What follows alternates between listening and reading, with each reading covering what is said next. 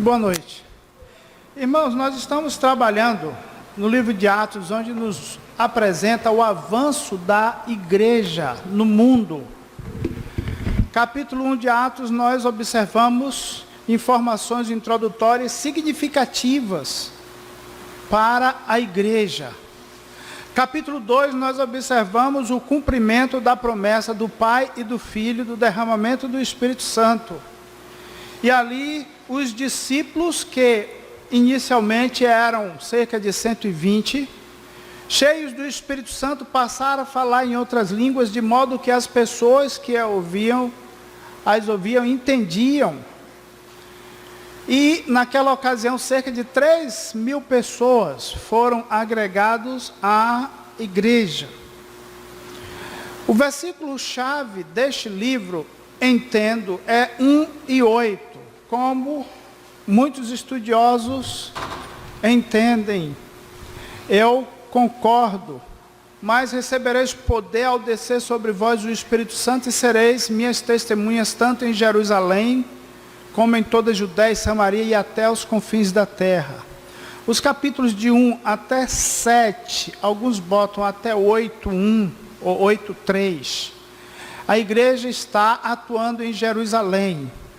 Mas o Senhor Jesus Cristo diz: sereis minhas testemunhas tanto em Jerusalém, que era onde eles deveriam estar esperando a promessa do Pai, como em toda a Judéia e Samaria, e até os confins da terra. Agora nós vamos ouvir um relatório. A igreja, não apenas no Brasil, mas no Canadá, América do Norte, lá em cima. Irmão Eli, pode compartilhar conosco a sua experiência, pela segunda vez, transcultural, com os irmãos na igreja lá na cidade de Calgary. Tá bom? Tem notícias dos nossos queridos. Os dois Júniors, não é assim mesmo? Dois Júniors? O do Eclésio, Eclésio Júnior e Eli Júnior. E depois o Igor e Mareli. Muito bem. É a notícia dos nossos irmãos. Boa noite, irmãos. Nós viajamos lá para a outra América, visitar nossos filhos. E lá temos o prazer de conhecer uma igreja nova no intuito, na ideia de pregar o evangelho, né? Eles têm lá um grupo de americanos, de canadenses, que se juntaram com a gente brasileiro, com o nativo, com os índios nossos aqui, com o nosso povo. E a obra está crescendo bastante. A igreja abriu o coração para aceitar e receber os brasileiros. Entregaram para a igreja, para o pessoal do Brasil, todo o tempo, toda a igreja. Uma coisa assim, para a gente, uma coisa inédita, difícil de entender. Entregaram de fato uma igreja grande, com 3 andares, com elevador e tudo, aos índios, aos brasileiros, a nós. E a gente deseducado, deselegante, falando alto, gritando, né? A gente somos um pouco atrapalhados, mas estamos lá, né? Eu estou chegando, na verdade não estou lá, eu estou chegando, sou visitante lá, mas tenho visto a mão de Deus trabalhar naquele local. Decisões, batismos, a igreja crescendo, povo contente, trabalhando. Só Deus faz isso. Só Deus faz isso. A gente espera que um dia o Brasil também se toque de novo e abra as portas e o coração para o Evangelho. Que o Brasil se envolva um pouco mais pelo Evangelho de Deus. O pastor João, eu perguntei ele outro dia: pastor João, o senhor confiava que a casa fica pronta? Ele disse: não confiava não. Porque aqui a gente promete muito e faz pouco. E esse rapaz disse a mim, o pastor João Babi, disse a mim, que aqui a gente promete muito e faz pouco. E é verdade, nós prometemos e falamos e acontecemos, mas fazer de fato, a gente não faz. Eu estou colocando isso porque eu vi lá um cara, a igreja canadense, igreja no centro da cidade, muito grande, entregar todo o patrimônio, banco, cadeira, mesa, o tempo todo, entregou aos brasileiros, por confiança, por amor ao Evangelho. Por amor ao Evangelho. Eu digo porque eu também faço parte desse grupo, nós prometemos, nós falamos, mas fazemos muito pouco. Eu espero que um dia a gente possa também, eu sou membro da igreja, me envolver um pouco mais e fazer um pouco mais. Né? Eu tenho lá hoje 2 filhos, ou melhor, 4 filhos, 2 netos e meio, porque um está na 90, minha filha, 2 netos e meio. Minha filha está grávida, é meio neto, né? Meus filhos estão envolvidos. Mari está trabalhando na igreja, que aqui não trabalhava. Minha filha Mari, trabalhando, envolvida. O Igor já trabalhava bastante, o Eli trabalhava, a Beto trabalhava, mas Mari, minha filha, não trabalhava na igreja. E Mari trabalhando, envolvida, entregando folheto lá, fazendo trabalho de recepção, fazendo cantina, minha filha Mari. É muito gratificante, né? Mas que Deus, Ele possa abençoar a gente também. Assim, envolver um pouco mais no ministério e fazer. Porque nós prometemos e fazer muito pouco. Muito obrigado, irmãos. Vou voltar para lá, daqui a pouco estou aqui de volta, se Deus quiser. E quem sabe um dia vamos nos encontrar nos céus. Amém. Muito obrigado. Amém. Obrigado, pastor. Nada, irmão. Deus continue a abençoá-lo. Voltando a nossa atenção às Escrituras Sagradas, imediatamente após a oração. Vamos orar. Pai Celestial, mais uma vez chegamos em Tua presença, com gratidão em nossos corações por tudo quanto o Senhor é e tudo quanto o Senhor tem feito em nossas vidas e através da história. Te louvamos pela vida dos irmãos Eli e Mariu, que o Senhor levou e os trouxe para o nosso convívio, e lá tem experimentado bênçãos e compartilhado com os irmãos, juntos com outros queridos da nossa igreja que foram igualmente para lá e estão servindo ao Senhor. Abençoe o povo do Canadá, abrindo-lhe o entendimento, as autoridades, para que o Evangelho seja recebido e frutífero nas vidas de cada um dos habitantes daquela terra. Pai Celestial, igualmente pedimos que continue abençoando o nosso país, para que seja um país que leva o Evangelho além das fronteiras nacionais. Pedimos pelas autoridades do nosso país, o momento histórico que estamos vivenciando. Confiamos, ó Deus, que a justiça será feita e a obra será continuada. Nós rogamos, Pai Celestial, que o Teu Espírito conceda-nos a graça de, com intrepidez, anunciar a palavra da verdade. Tão somente a palavra da verdade, não nossos próprios pensamentos ou sentimentos. Pedimos, querido Deus, tudo e agradecemos em nome de Jesus Cristo, a quem amamos. Amém. Nós, cristãos, estamos sujeitos às melhores e piores situações neste mundo perverso. Desde o uso da generosidade, passando pelo perigo da hipocrisia e até sermos submetidos às piores coisas possíveis nesta época. Olhando o livro de Atos, observamos pela manhã no capítulo 3 que por causa do benefício que foi feito a um homem coxo, aleijado de nascença, como a irmã Ivone conversou comigo hoje pela manhã, como Deus operou maravilhosamente, milagrosamente na vida daquele homem que, conforme o versículo 26, nós observamos, versículo 22, capítulo 4, observamos que aquele homem tinha mais de 40 anos, sofrendo horrivelmente, quando foi beneficiado com o milagre operado pelo nome de Jesus Cristo. Jesus Cristo é poderoso para salvar o pecador da condenação eterna. Após a narrativa da igreja em oração, quando os discípulos fizeram um pedido significativo, os discípulos em oração pediram: Senhor, conceda-nos para que nós anunciemos com intrepidez a Tua palavra, A igreja tomou um fôlego e cresceu, porque os discípulos entenderam qual era a missão deles.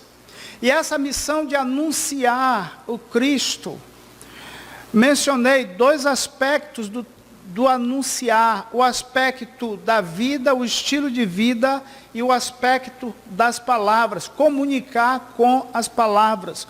Concede-nos intrepidez para anunciar a palavra da verdade. Os versos 32 do capítulo 4 até 36, nós observamos a generosidade dos discípulos. O Espírito Santo operou de tal modo que havia uma generosidade fantástica no meio daqueles irmãos. Da multidão dos que creram era um coração e a alma. Ninguém considerava exclusivamente sua nenhuma das coisas que possuía. Tudo, porém, lhes era comum. Eles generosamente se ajudavam mutuamente. Eles estavam próximos, eles viviam em comunhão, eles viviam em companheirismo.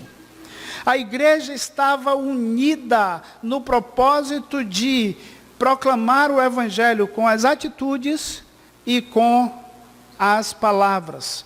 Menciona-se no versículo 33, que com grande poder os apóstolos davam testemunho da ressurreição do Senhor Jesus. E em todos eles havia abundante graça. Eles foram alcançados pela graça de Deus. Nós fomos alcançados pela graça de Deus. Devemos também levar essa graça àquelas pessoas que ainda não foram libertadas pelas amarras do inimigo, do perverso, do maligno, do diabo. Diz o verso 34 que não havia nenhum necessitado entre eles, porquanto os que possuíam terras ou casas, vendendo-as, traziam os valores correspondentes e depositavam aos pés dos apóstolos. Então se distribuía a qualquer um, à medida que alguém tinha necessidade.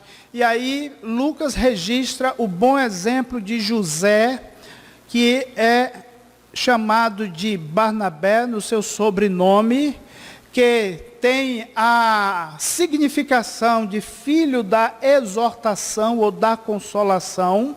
Nos diz que ele era da tribo de Levi, levita, natural de Chipre, uma ilha no Mediterrâneo.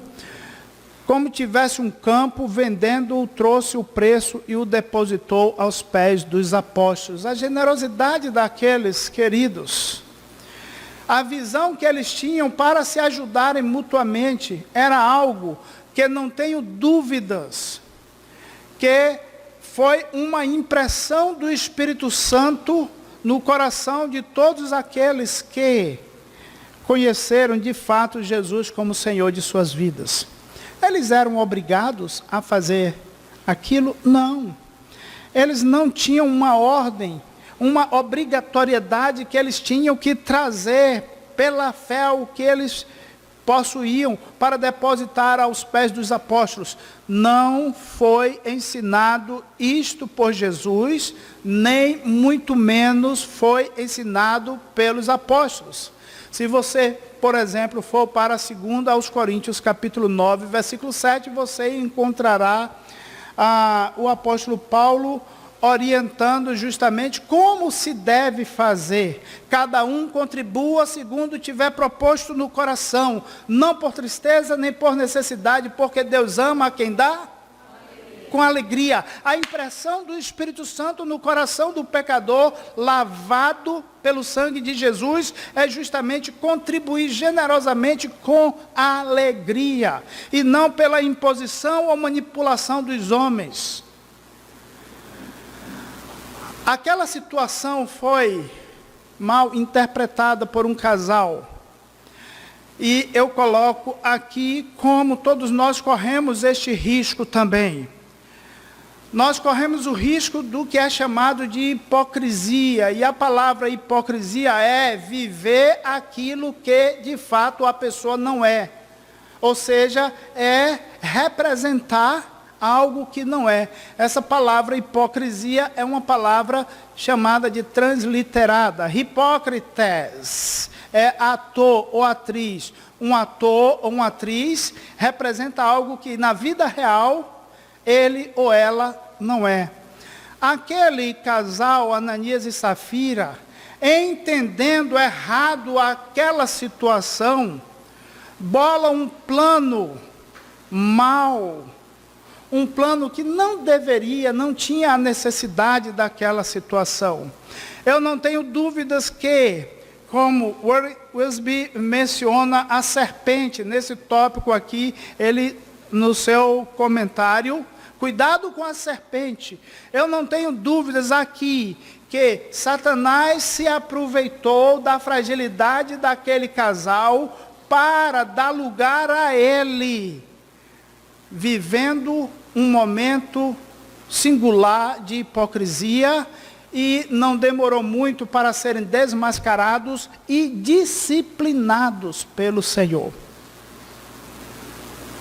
Aqui era um momento em que a igreja poderia perder a sua unidade, a sua união. No entanto, a igreja não perdeu o seu estado de estarem unidos.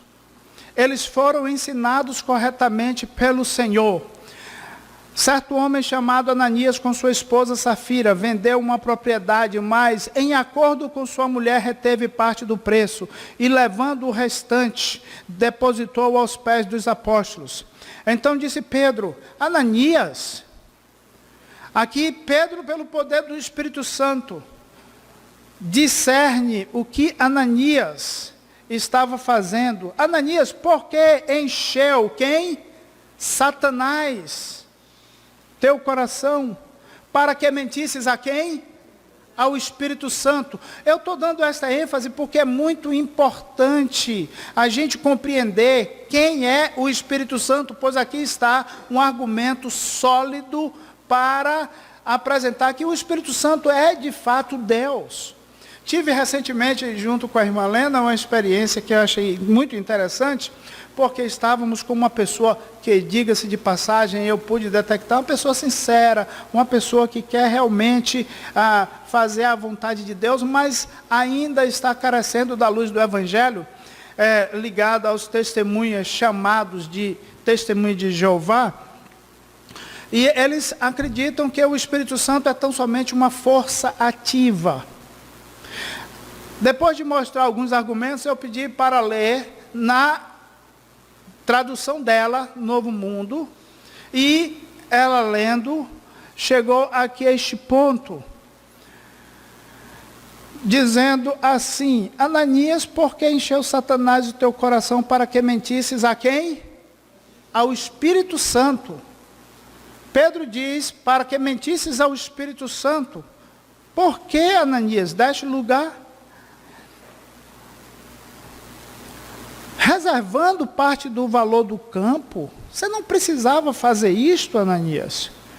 Conservando, porventura não seria teu? Conservando todo o valor não seria teu? Você não era obrigado a entregar o valor. Você não era obrigado nem mesmo vender a propriedade. Vendido estaria no teu poder. Duas perguntas significativas. Você não precisava entregar o valor e você vendendo... Você não precisava vender a propriedade e vendendo, o valor não estaria em teu poder. Como, pois, assentaste no teu coração este plano, este desígnio? Não mentistes aos homens, mas mentistes a Deus. Lá em cima ele diz, porque mentistes ao Espírito Santo? Não mentistes a homens, mas mentistes a Deus. Deus, o Espírito Santo é, de fato, a terceira pessoa da divindade, pois a divindade, ela é pluralidade. Um único Deus que se manifesta como o Pai, tendo planejado, o Filho executado e o Espírito Santo aplicando o plano redentivo no coração dos homens. Agora, é importante que nós consideremos o seguinte: Não faz muito tempo tive um encontro com uma pessoa que pelo WhatsApp me pediu socorro. Pastor, eu estou em grande confusão. Começou a assistir na internet algumas coisas que não deveriam. Na internet tem muitas coisas boas, mas tem muitas coisas que não prestam. Tem muitas coisas que devem ser descartadas, principalmente em se tratando do ensino das Escrituras. Aí ele, pelo WhatsApp, apresentou algumas dificuldades e eu, ao mesmo tempo, ajudando ele, marcamos um encontro. E nesse encontro, em determinado momento, eu disse para ele, olhe para mim. E ele olhou. Agora diga tudo o que você vê em mim. Tudo. E ele pôde dizer várias características. Eu disse, agora eu vou fazer o mesmo com você. Aí eu pude olhar para ele e dizer várias características. Disse, eu estou olhando para os seus olhos. Estou tentando penetrar no que está dentro de você. Compreenda o seguinte, Deus criou o homem com uma parte material e uma parte espiritual. É necessário que você renda-se a Jesus Cristo como Senhor de sua vida. O Espírito de Deus irá operar no seu espírito. E você deverá viver segundo o padrão das palavras espirituais das Sagradas Escrituras. Segundo o padrão das Escrituras. As Escrituras devem governar sua e a minha vida. Estando ele numa igreja que não segue a mesma linha que nós, eu disse, você sabe disso? Ele disse, eu sei, então você é responsável por tomar as decisões. Ananias e Safira foram responsabilizados pela decisão que eles tomaram, mesmo sendo incitados por Satanás, que encheu o coração dele para viverem de maneira hipócrita. Ou seja, para representarem o que eles não eram. Ou dizerem algo que eles estavam fazendo que na verdade era mentira. Eles não estavam sendo generosos, não estavam entregando com alegria. Naquela ocasião, os dois foram disciplinados cabalmente e mortos.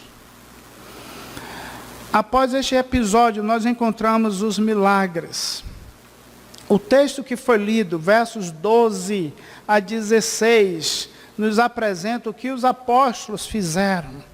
Muitos sinais e prodígios eram feitos entre o povo pelas mãos dos apóstolos. E costumavam todos reunir-se de comum acordo no pórtico de Salomão. Ou seja, cristianismo e judaísmo caminhando ainda juntos. Havia diferenças, sim, mas ainda se reunindo naquela localidade. Vai chegar um ponto que eles vão ter que causar uma ruptura. E, por causa da perseguição, eles vão se reunir em lugares mais difíceis, inusitados possíveis. Diz o texto, verso 14. Crescia mais e mais a multidão de crentes, também homens como mulheres, agregados ao Senhor. Pela primeira vez encontramos o registro aqui no livro de Atos dos Apóstolos, as mulheres sendo citadas como agregadas ao grupo dos discípulos. Lucas registrou muitas vezes o apoio e o serviço das mulheres no trabalho do Senhor. As mulheres sempre foram de grande valor, sempre tiveram o reconhecimento tanto da parte do Senhor, quanto da nossa parte. A igreja crescendo e avançando no império das trevas.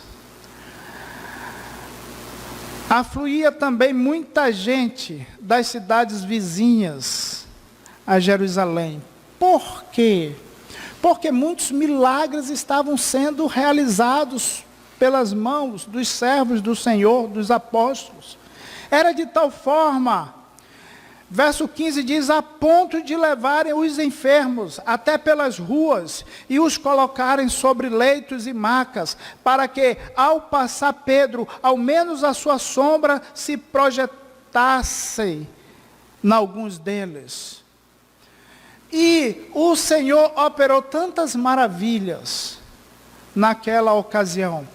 Preciso mencionar a importância da gente notar que, normalmente nas Escrituras, o início de um novo período, uma nova dispensação, muitos milagres acontecerem. Gênesis, nós não encontramos nenhum milagre. No entanto, Êxodo, no período em que Deus levanta Moisés para tirar o povo com mão poderosa do Egito, através de Moisés, muitos milagres surgiram. No início da era dos profetas, igualmente, muitos milagres aconteceram, em especial mencionando Elias e Eliseu. O Senhor Jesus Cristo chegou e, desenvolvendo seu ministério, realizou muitos milagres. Os milagres autenticaram que aquela obra era obra divina, era obra de Deus. Os milagres foram feitos para dar reconhecimento à autoridade daqueles irmãos. É muito importante a gente observar que nós não limitamos o poder de Deus, mas Deus é Deus. E Ele não precisa realizar milagres para que seu povo que o ama acredite nele. Vamos bem rapidamente para Deuteronômio capítulo 13. Deuteronômio capítulo 13. Precisamos lembrar que o inimigo, que Satanás, é capaz de fazer coisas incríveis. Só lembrando que quando Moisés foi para o Egito, e quando lançou a vara de Moisés se transformou em cobra. Faraó chama os seus magos, e seus magos pegam suas varas, e as varas deles se transformam em... Exatamente. Então nós não devemos ser ingênuos. Nós não devemos ser ingênuos com a divulgação de operação de milagres, porque o verdadeiro povo de Deus, ainda que tenha sido beneficiado com milagres verdadeiros da parte de Deus, não necessita de tais operações para amar o Senhor nosso Deus. Deus previu situações desta natureza. Capítulo 13 de Deuteronômio. Quando profeta ou sonhador se levantar no meio de ti e te anunciar um sinal ou prodígio e suceder, ou seja, ia acontecer, proclamou alguma coisa, aconteceu, é de Deus, não sejamos ingênuos. Precisamos tomar muito cuidado. Continuando no versículo 2, e suceder tal sinal ou prodígio de que te houver falado, e disser, vamos após outros deuses que não conheceste e sirvamo-los. Não ouvirás as palavras desse profeta ou sonhador, porquanto o Senhor vosso Deus vos prova para saber se amais o Senhor vosso Deus de todo o vosso coração e de toda a vossa alma. Deus permite com que sinais e maravilhas aconteçam por parte do enganador para provar o seu povo se de fato ele vai seguir os ensinamentos fiéis e verdadeiros. Nós não necessitamos de sinais, de milagres. Deus pode fazer milagres, não tenho dúvidas quanto a isto. Eu já tenho presenciado coisas maravilhosas Deus fazendo em resposta de oração. Essa mesma pessoa que eu tive contato com ela, Ela disse: pastor, não sei se o senhor vai acreditar. Eu disse: pode contar. Pastor, eu estava num acampamento, até num acampamento promovido por vocês, e eu me afastei de repente para orar e pedi um sinal ao Senhor. O Senhor me deu um sinal. Tá bom. Maravilha. Quando eu entrei, o grupo de louvor estava cantando Vai Chover. E o que aconteceu? Choveu. Meu filho, se a gente for contar quantas respostas de oração nós temos, aí eu vou contar algumas, passei a narrar para ele. É preciso ter uma mente aguçada dentro das Escrituras. Nós amamos o Senhor. Não é pelos benefícios que o Senhor produz para nós, não. Nós amamos o Senhor por quem Ele é. Amados, considerar a vida de Jó. Homem íntegro, reto, temente a Deus, que se desviava do mal. Tinha de tudo. E Satanás chega diante do Senhor. Eu chamo de reunião angelical, lá no céu. Prestar relatório. Viste meu servo Jó? Ah, vi, mas também ele tem tudo. Então, vai lá. Eu permito que você tire. Você vai ver que ele me ama. Não é pelo que eu dou para ele. Um filho que ame o pai pelo que o pai pode dar para ele é um filho ingrato. Ele deve amar o pai pelo que o pai é, meu pai. Deus permitiu com que através deste homem, lembrando de meu querido pai, Antônio Bispo dos Reis, fosse usado para me trazer a este mundo. Eu sou tão grato a Deus pela vida de meus pais. Eu amava meus pais, não pelo que meus pais poderiam me dar, mas pelo que eles eram. Eles eram meus pais. Deus permite com que o seu povo seja provado. Então, tomemos cuidado para que nós não sejamos enganados com pessoas que dizem que fazem sinais e maravilhas, mas elas não ensinam a palavra como a palavra deve ser ensinada. Elas não vivem a palavra como a palavra deve ser vivida. Diante daquela situação, onde os apóstolos realizaram muitos milagres e maravilhas em benefício do povo, vai levá-los, sabe a quê? A prisão. Eles vão à prisão. Daí nós podemos concluir que é ensino falso àqueles que estão proclamando de que ao cristão não é permitido passar por problemas de saúde financeira e outros problemas mais. Isto é falsidade e deve ser por nós repugnado, porque vai de encontro a Deus. Nós precisamos estar conscientes disto. Os apóstolos vivendo generosamente, fazendo coisas em benefício da sociedade, das pessoas.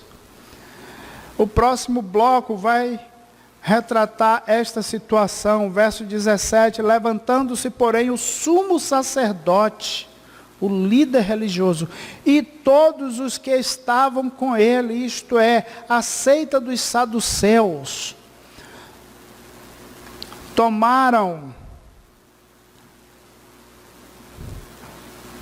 tomaram-se de invejas, ficaram com invejas. Eles ficaram com invejas do que estava acontecendo. Prenderam os apóstolos e os recolheram à prisão pública.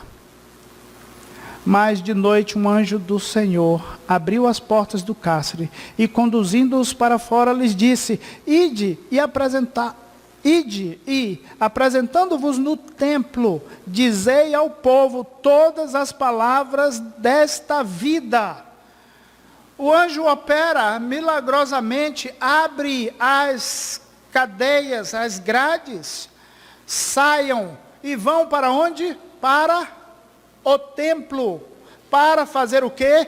Pregar as palavras dessa vida. Jesus Cristo é o caminho, a verdade e a vida. Jesus Cristo, Ele veio para dar vida eterna, vida abundante a todo aquele que, arrependido, contemple em Deus tudo que Deus é, dentro das nossas limitações, e confesse a Jesus como Senhor.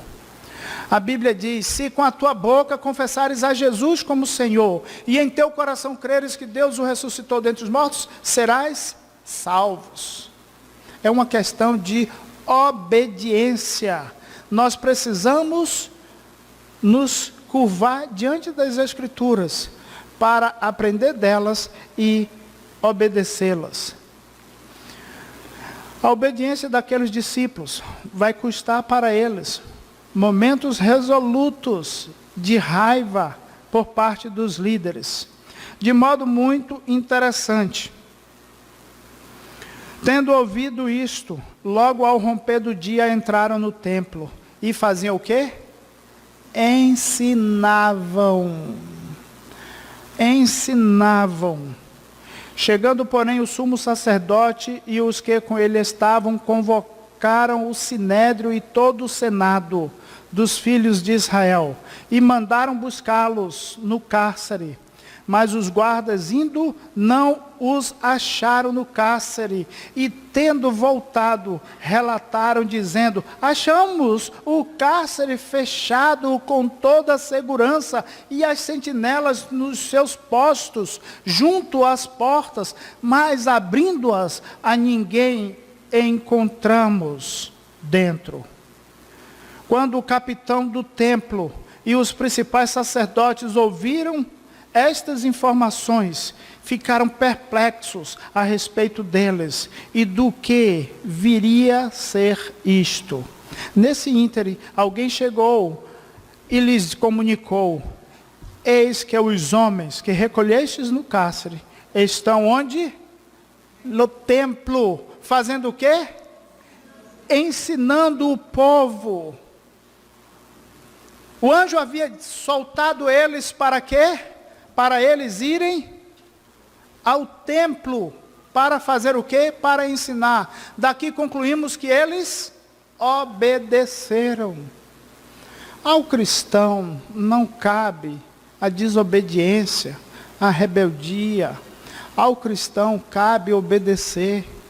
Como disse Samuel a Saul, eis que obedecer é melhor do que sacrificar. E o atender é melhor do que a gordura de carneiro. Em outras palavras, o Senhor não tem tanto prazer em holocaustos e sacrifícios, quanto em que se obedeça à sua palavra. Em outras palavras, o Senhor não se alegra de cultos, onde há desobediência à palavra dEle. A palavra de Deus é para ser ouvida e obedecida. O sinédrio, composto do sumo sacerdote e de uma corte maior, um grande número, cerca de 71 líderes do povo, reunidos, pensando na situação, como poderiam abafar aquele grupo. Um grupo que tinha mostrado generosidade, um grupo que já tinha mostrado sinceridade, apesar de que um casal manifesta a hipocrisia, um grupo que tinha mostrado a obediência. Eu e você como cristãos, nós assim dizemos, somos cristãos. Como nós vamos trilhar diante desse mundo que a cada dia que passa piora? Irmãos, eu entendo que devemos caminhar na direção da generosidade. Como foi mencionado aqui sobre os missionários, nós devemos ser fiéis, generosamente, na entrega de um programa veterotestamentário que tem apoio no Novo Testamento, não é censurado pelo Senhor Jesus Cristo. Mateus 23, 23, ele não censura sobre a questão do dízimo. Um programa tão simples de ser entendido. 90% eu fico e 10% eu entrego para a obra do Senhor de tudo que eu recebo. Deus merece muito mais para que a obra dele avance. Os missionários, num certo sentido, humanamente falando, depende de nós. Que a nossa igreja use de generosidade para enviar as ofertas para eles. Nós temos sido tão agraciados com as igrejas da outra América, em especial, especificamente, muito provavelmente também igrejas da Europa. Eu sei que o Brasil, sim, estou tentando pensar em se tratando de campo cearense e baiano. Eu sei que irmãos, tanto da Europa quanto dos Estados Unidos, igrejas que amam o Senhor generosamente enviaram suas ofertas. Nós, brasileiros, devemos estar dispostos a fazer isto. E não somente isto, muito mais devemos e creio, podemos fazer. De modo muito interessante, depois de tomarem conhecimento de onde eles estavam, o que os líderes vão fazer? Verso 26 em diante, nisto indo o capitão e os guardas, os trouxeram sem violência. Por quê? Porque temiam ser apedrejados pelo povo. Trouxeram-nos, apresentando-os ao sinédrio. E o sumo sacerdote interrogou-os, dizendo, olha as palavras do sumo sacerdote. Expressamente vos ordenamos que não ensinasseis nesse nome, contudo enchestes Jerusalém de vossa doutrina ou de vosso ensino, e quereis lançar sobre nós o sangue desse homem. Que homem? Jesus.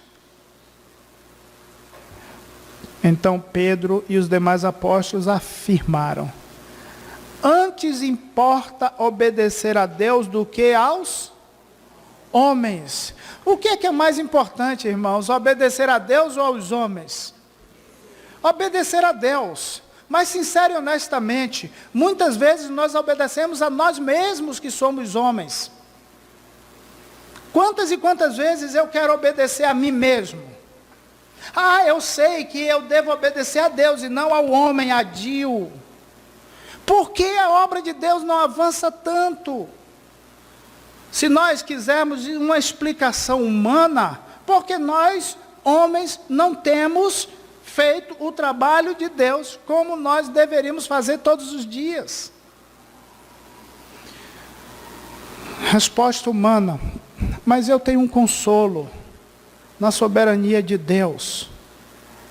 E isso me conforta.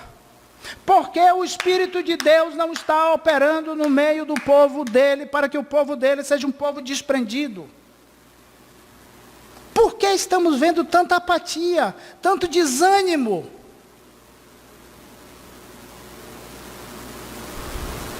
Eu estou indo às Escrituras para me fortificar. Paulo escreve sua epístola segunda a Timóteo, porque Timóteo estava desanimado. Às vezes desânimo acontecem, por várias razões. Mas é para eu ficar no buraco, ficar completamente desanimado, inerte, com os braços cruzados? Não.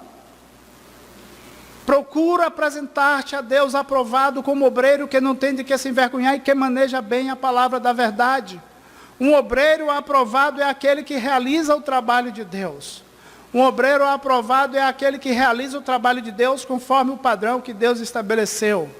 Um obreiro aprovado que não tem de que se envergonhar é aquele obreiro que tem o conhecimento teórico, mas não só o teórico, tem o conhecimento teórico e traduz na prática. Ó Deus, Tu és tão bom. enviaste Jesus Cristo para morrer no meu lugar. Tudo o que eu tenho e o que eu sou pertence a ti. Eu quero estar comprometido contigo. Importa obedecer a Deus ou aos homens? A resposta na teoria é muito simples. Importa obedecer a Deus. Mas, muitas vezes na prática, nós obedecemos aos homens. Porque tememos mais a nós mesmos, as nossas privações, as nossas necessidades. Não queremos passar fome e nudez. Não queremos estar debaixo de perigos e espada por amor ao Senhor. Como os apóstolos estiveram. Então Pedro, verso 29 do capítulo 5. Então Pedro e os demais apóstolos afirmaram: antes importa obedecer a Deus do que aos homens. Vocês ordenaram, mas Deus está em primeiro lugar.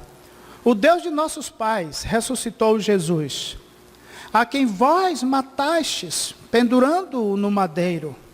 Deus, porém, com a sua destra, o exaltou a príncipe salvador, a fim de conceder a Israel, o quê? O arrependimento e a remissão dos pecados. Vocês que são os líderes, deveriam saber disso. E o final encontra-se aqui com estas palavras: ora, nós somos testemunhas destes fatos, e bem assim o Espírito Santo, que Deus outorgou aos que lhe... Deus concede o Espírito Santo a quem obedece. Se com a tua boca confessares a Jesus como Senhor, e em teu coração creres que Deus o ressuscitou dentre os mortos, serás salvo, receberás o Espírito Santo. E uma vez recebido o Espírito Santo, sendo novas criaturas, agora nós devemos viver conforme o Espírito nos dirige. Esse capítulo encerra com o grande parecer de Gamaliel, pois aquelas autoridades tentavam matar os discípulos. Mas Gamaliel sabiamente orienta aqueles líderes naquela reunião, chamando a atenção de dois outros episódios. Olhe, não façamos isto para que nós não sejamos achados lutando contra Deus. Pelo contrário, vamos dar mão com estes homens. O final é assim: chamando os apóstolos, versículo 40 do capítulo 5, chamando os apóstolos, açoitaram, e ordenando-lhes que não falassem em o nome de Jesus, os soltaram. Ouviram o parecer de Gamaliel. E eles se retiraram do sinédrio, regozijando-se, por terem sido considerados o quê? Merecedores, dignos de sofrer afrontas por esse nome, pelo nome de Jesus. E todos os dias no templo e de casa em casa não cessavam de ensinar e de pregar Jesus, o Cristo.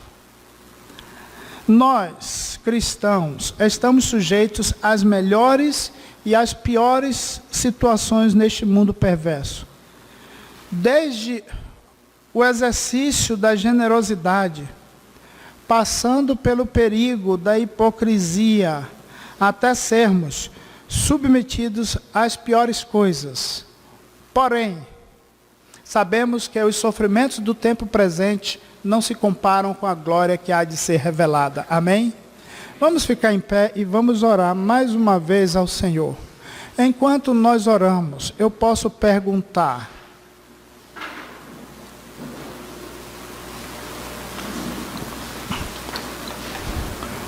estamos dispostos a seguir nos passos de Jesus? Para alguns que estão em nosso meio, muito provavelmente você necessita nascer de novo, entregar sua vida a Jesus. Você precisa dar lugar ao que a palavra de Deus ensina. Você precisa amar a Deus e a palavra dele. Hoje à noite, entrega a tua vida ao Senhor. uma vez que temos entregue nossas vidas ao Senhor, é certo que nós temos sofrido grandemente neste mundo, mas queremos sofrer por amor ao Senhor, obedecendo ao Senhor. Dia a dia, vamos ter problemas de diversas naturezas, vamos. Mas os problemas devem ser superados olhando para Cristo, o autor e consumador da nossa fé. Os problemas devem ser superados em obediência à palavra de Deus. Senhor, eu não quero, em hipótese alguma, me identificar com Ananias e Safira, que viveram de maneira hipócrita. Diziam uma coisa, mas faziam outra. Senhor, em minha casa, no trabalho, em qualquer outro lugar, eu quero ser um cristão melhor. Senhor, eu quero ser generoso, comprometido com a Tua palavra.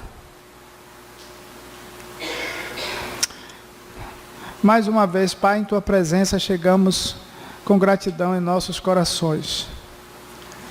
Pai Santo, nós queremos pedir que o Teu Espírito que opera em nós, em nosso meio, não permita com que sejamos um povo frio, desanimado.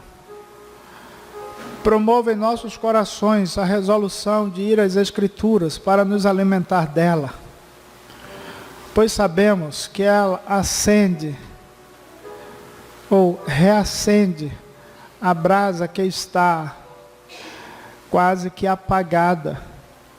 Como diz a Tua palavra, desperta, ó tu que dormes, levanta-te de entre os mortos, e Cristo te iluminará. Confiamos, ó Deus, que o Senhor, que tem começado a boa obra em nosso meio, o Senhor há de completá-la até o dia de Cristo. Pai bondoso, conceda-nos uma boa semana na Tua presença, de modo que o Evangelho irá avançar, essa igreja irá crescer, para a glória do Teu nome, e o Teu povo que aqui se reúne, terá prazer nas coisas do Senhor. Tudo nós pedimos, ó Deus, agradecidos, em nome de Jesus Cristo, a quem amamos. Amém.